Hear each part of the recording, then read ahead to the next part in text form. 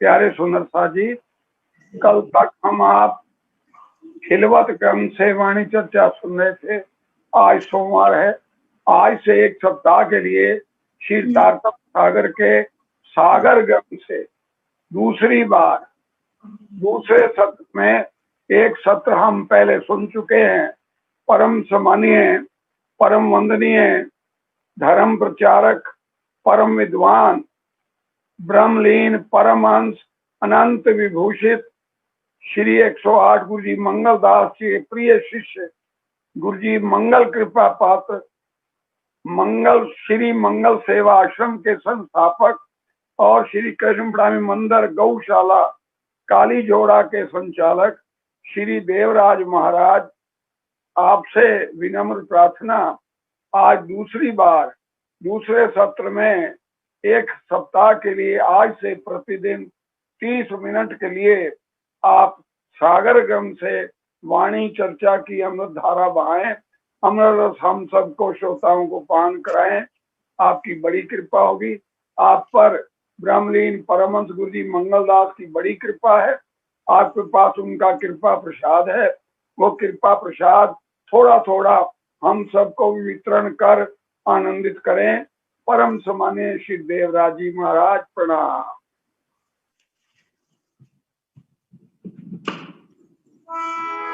प्रथम पूर्ण ब्रह्म को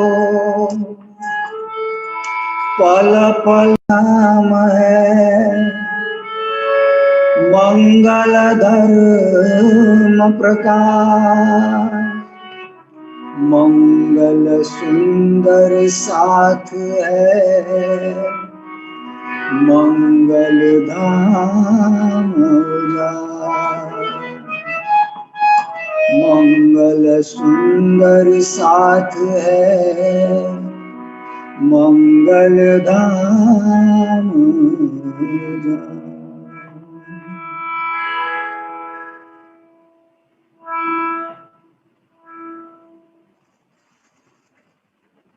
बोलो श्री कृष्ण कन्हैया लाल की जय, सतगुरु महाराज की जय, श्री प्राणनाथ प्यारे की जय, संपूर्ण परमहंस संत गुरुजन महात्मा की जय, गुरु जी श्री 108 मंगलदास जी महाराज की जय।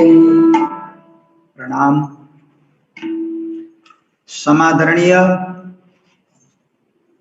इस प्रणामी विश्व ऑनलाइन मीडिया के अंतर्गत इस कार्यक्रम को विश्वव्यापी करते हुए आ रहे प्रणामी विश्व ऑनलाइन टीवी के प्रभारी प्रिय भाई प्रकाश जी, इस कार्यक्रम के वयोवृद्ध परंतु सक्रियता भूमिका को निभाते हुए कार्यक्रम को अत्यंत रोचक बनाने में सक्षम आदरणीय मास्टर साहेब आहूजा जी, उनके प्रिय पुत्र मनीष आहूजा जी एवं इस मीडिया के संपूर्ण कार्य में संलग्न कार्यकर्मी, ऑनलाइन मीडिया के अंतर्गत इस कार्यक्रम में संलग्न संपूर्ण आचार्य संत गुरुजन, सद्धर्म प्रेमी प्रभु अनुरागी भक्त समुदाय सुंदर शाह जी, संपूर्ण में श्री कृष्ण प्रणामी मंदिर गौशाला काली जड़ा की तरफ से आप सभी को प्रेम प्रणाम जी, प्रणाम। महाप्रभु स्वामी श्री प्राणनाथ जी महाराज प्रणीत श्रीवत तारतम वाणी के इस सागर ग्रंथ से मुझे पुनः दूसरे चरण में कुछ अनुभव बताने का अवसर प्रदान किया। मैं आभार व्यक्त करता हूं। सागर, जिस ग्रंथ का नाम ही सागर हो, उसके अथाह ज्ञान को पार पाना बहुत मुश्किल हो जाता है। महाप्रभु स्वामी श्री प्राणनाथ जी महाराज के मुखारबिंद से विनिश्रित यह 18,758 चौपाई का ग्रंथ श्रीमद तारतम वाणी, जिसको तारतम सागर भी कहा जाता है, महाप्रभु स्वामी श्री प्राणनाथ जी महाराज आपसा के अंदर विक्रम संवत 1714 के साल से वाणी का अवतरण करते हैं आपके श्री मुखारविंद से वाणी का अवतरण प्राप्त होता है तो वाणी उतरता ही जाता है, उतरता ही जाता है। जब विक्रम संवत 1740 ईस्वी सन 1684 के साल में महाप्रभु स्वामी श्री प्राणनाथ जी महाराज पद्मावतीपुरी धाम पहुंचे, तब तक रास, प्रकाश, खटऋतु, कलश, सनंदा, किरंतन, खुलासा आदि ग्रंथ, किरंतन आदि ग्रंथ अवतरण हो चुके थे। महाप्रभु स्वामी श्री प्राणनाथ जी महाराज जब पन्ना पहुंचे, छत्रसाल ने उनकी भव्य स्वागत की, सम्मान किया, साक्षात ब्रह्म स्वरूप मान करके उनकी आरती उतारी, उनको गादी पर रख करके प्रणाम किया। इतना ही नहीं, अपना सब कुछ निछावर करके, जीवन भी निछावर करके उनके चरण तले नतमस्तक हो गए। महामती प्राणनाथ जी ने अपने शिष्य जिनको ढूंढने में इतने साल लगे, आज वो प्राप्त हुए हैं। शाकुंतल की आत्मा गदगद हृदय से उठकर अपने ही आसन में बिठाकर उनको तिलक करते हुए राजा से महाराजा प्रदान किया। ये गुरु कृपा है। गुरु कृपा हो जाती है तो नगण्य को अनगण्य बना देते हैं। आज छत्रसाल एक राजा थे, विश्व में महाराजा प्रसिद्ध हो गए महाप्रभु स्वामी श्री प्राणनाथ जी महाराज के आशीर्वाद से। छत्रसाल ने अत्यंत शोक से महामती प्राणनाथ जी को रखा। खाने पीने की व्यवस्था, रहने की व्यवस्था, पहनने की व्यवस्था, हर प्रकार की सुविधा और साधनाओं से युक्त करके जब महामती प्राणनाथ जी को रखा, आज तक जागन यात्रा में जितने भी कष्ट उन्होंने उठाए थे, कष्ट सहे थे, ये सारे के सारे भूल गए। यद्यपि महाप्रभु स्वामी श्री प्राणनाथ जी महाराज का भी 65 साल का उम्र हो चुका था। 65 साल की उम्र में कुछ सुस्ती आ जाती है, परंतु शरीर सुस्त हो जाता है तो भी महाप्रभु स्वामी श्री प्राणनाथ जी महाराज का आत्मा बल प्रबल हो गया। इसी प्रबल आत्मा बल के कारण महामती प्राणनाथ जी साक्षात ब्रह्म स्वरूप, जो अपना मूल स्वरूप है, उस मूल स्वरूप का स्मरण करते हैं तो उनके मुखारविंद से पुनः वाणी का अवतरण प्रारंभ होने।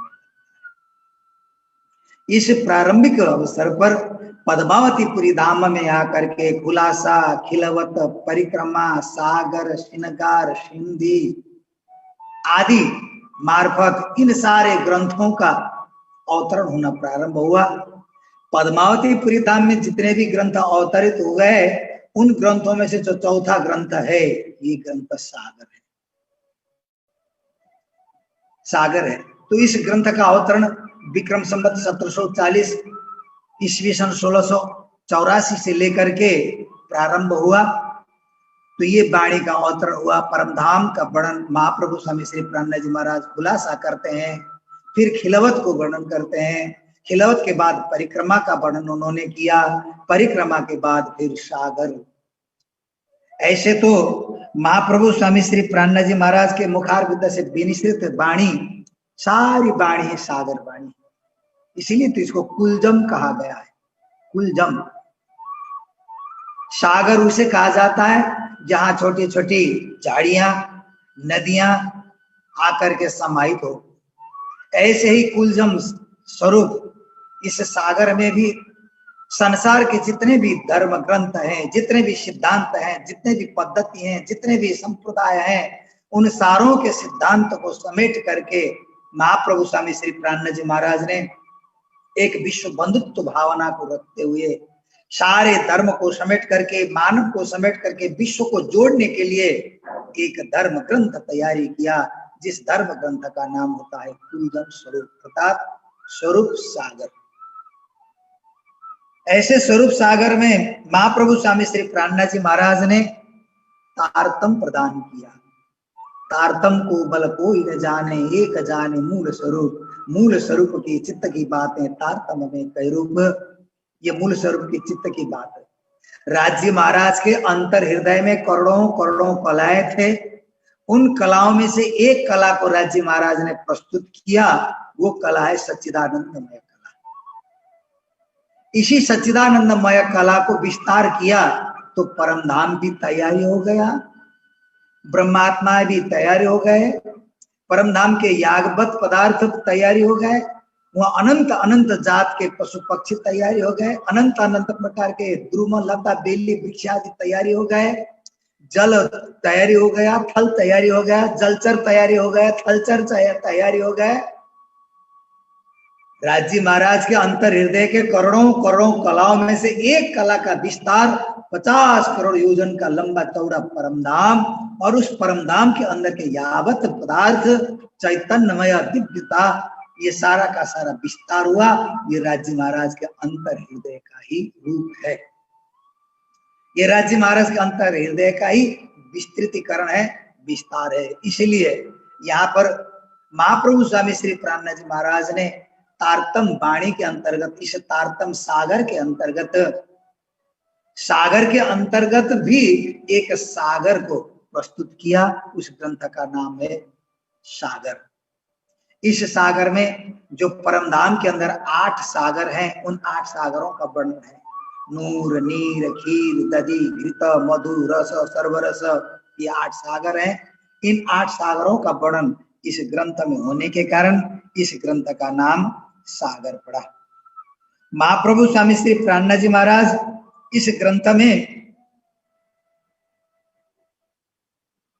मूल विलावे के अंदर, मूल विलावे में बैठ करके जो सखियों को आनंद प्रदान करते हैं, उसी आनंद का विस्तार इन सागरों में करते हैं।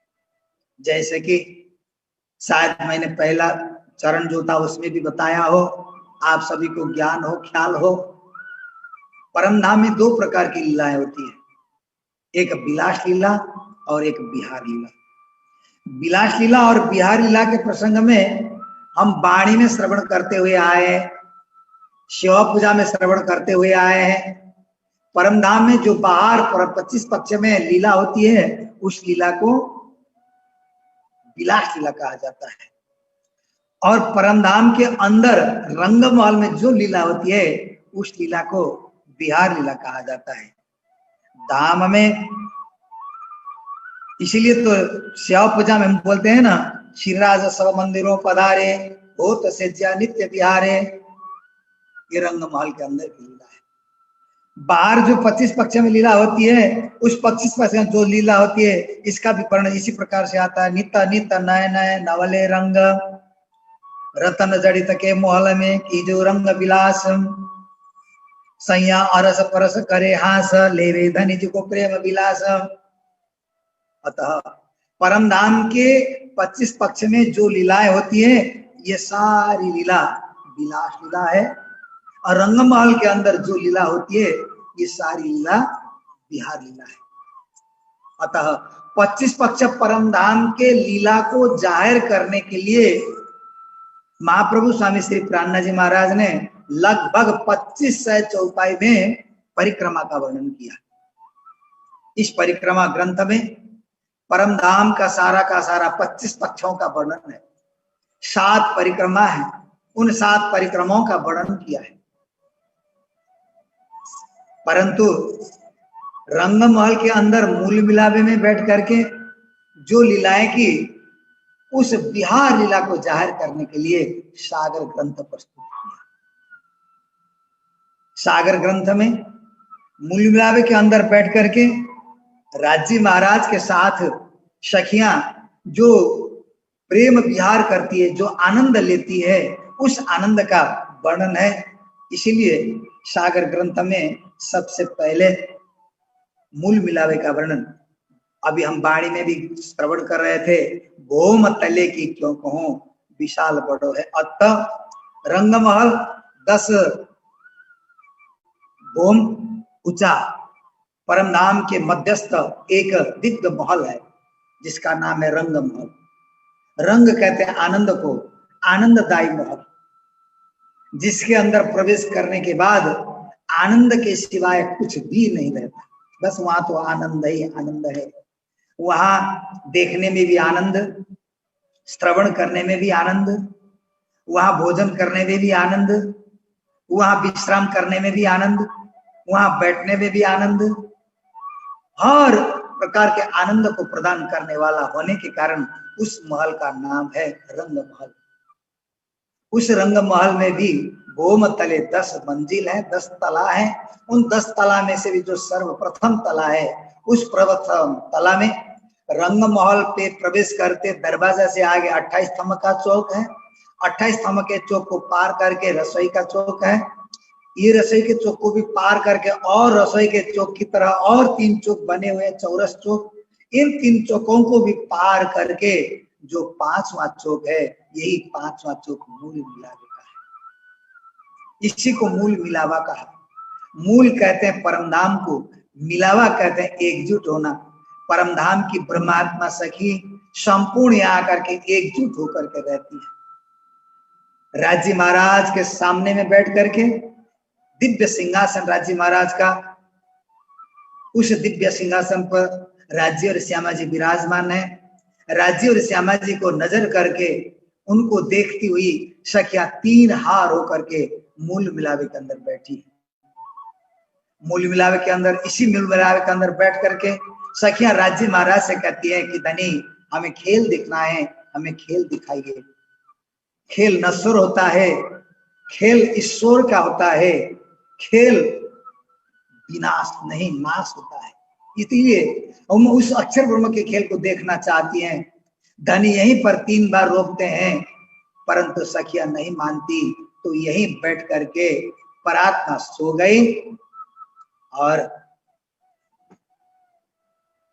सुनते ही शुरता आकर के संसार में आत्मा बन गए और वही आत्मा संसार के इस दुख के खेल को देख गई। राजी महाराज ने विचार किया, मेरी सखिया ब्रह्मधाम से खेल देखने गई है, अक्षर ब्रह्म के खेल को देखने के लिए। अक्षर ब्रह्म के अंतर हृदय में जो काल्पनिक खेल है, उस काल्पनिक खेल को देखने के लिए गई है, तो मुझे भी उनको जगाने के लिए जाना चाहिए। ऐसा सोच करके हमको जगावने काज हमसे पहले आए श्रीराज। हमको जागृत करने के लिए हम संसार में आए, इससे पहले ही श्रीराज जी हमको जगाने के लिए अतः ये सारा का सारा खेल मूल मिलावे का है। ये तो एक स्वप्निक खेल।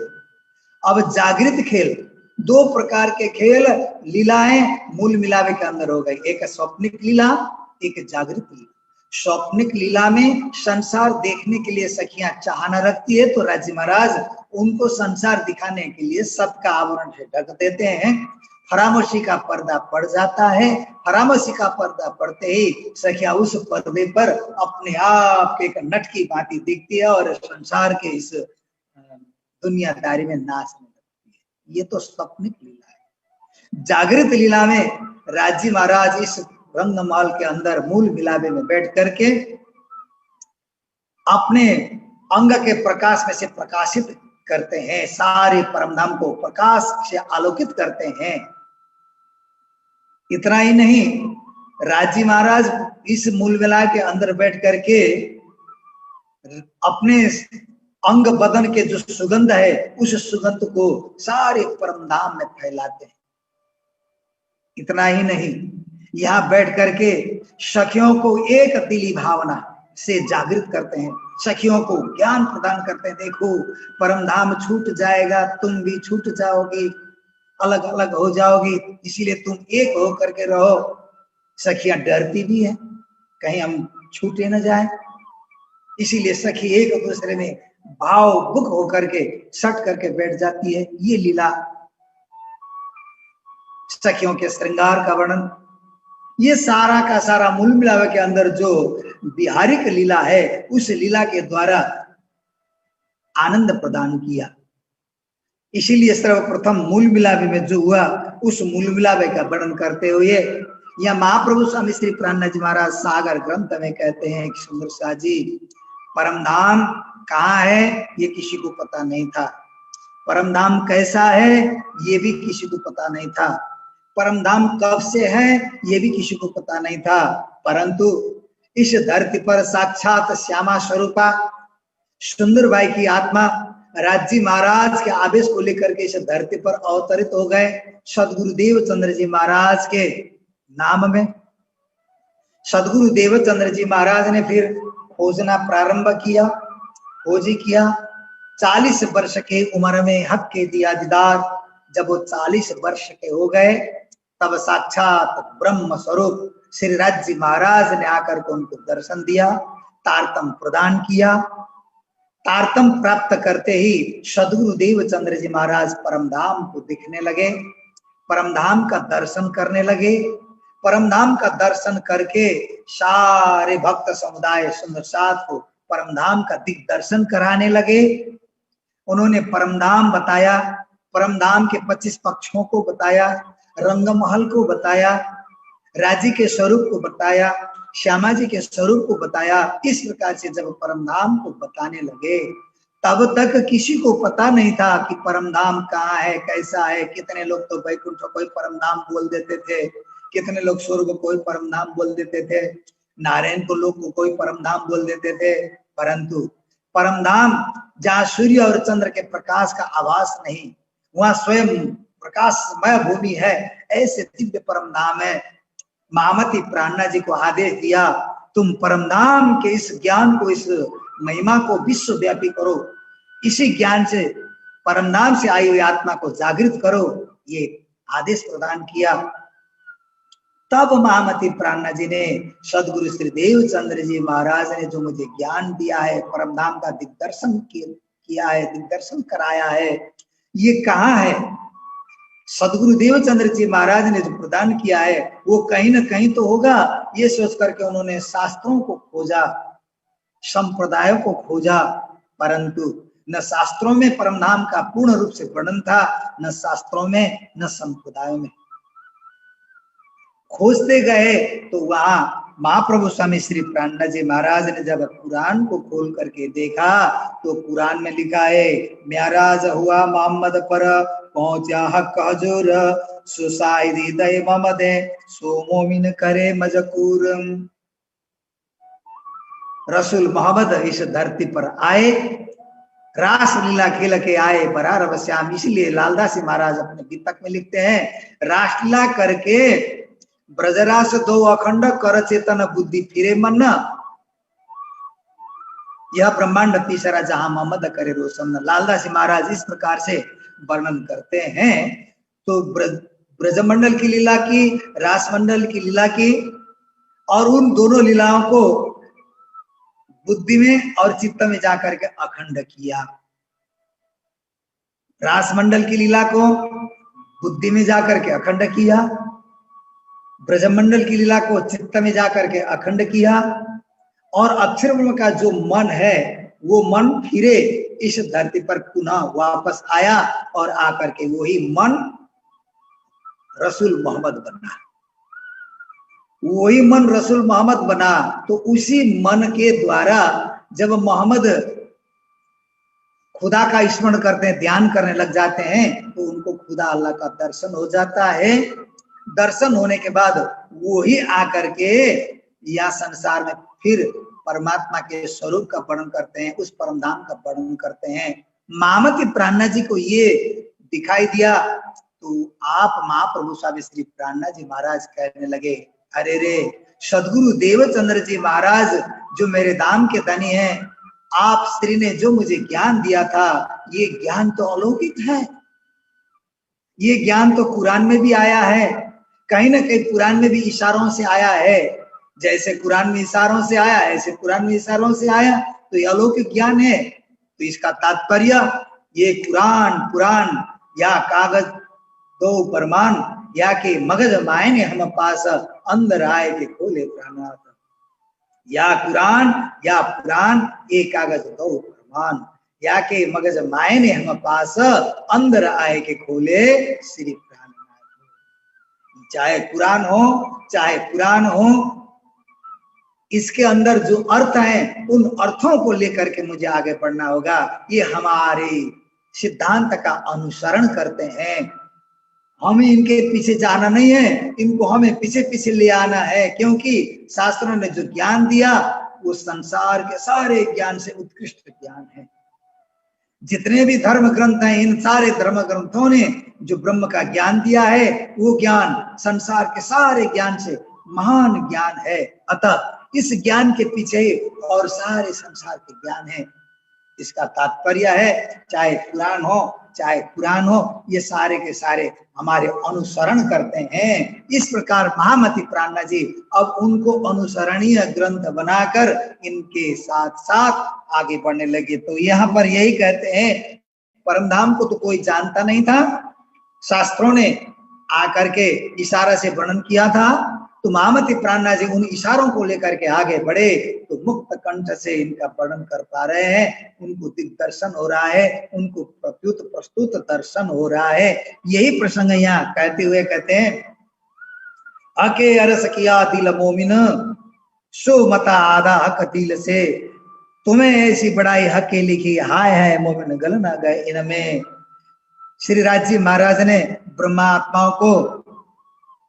ब्रह्मात्माओं के हके अरस किया दिल मोमिन, उन मोमिनों के दिल को परमधाम बनाया।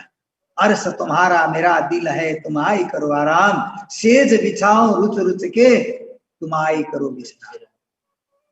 हके अरस किया दिल मोमिन, मोमिनों के दिल को हक परमात्मा ने परमधाम बनाया। क्यों?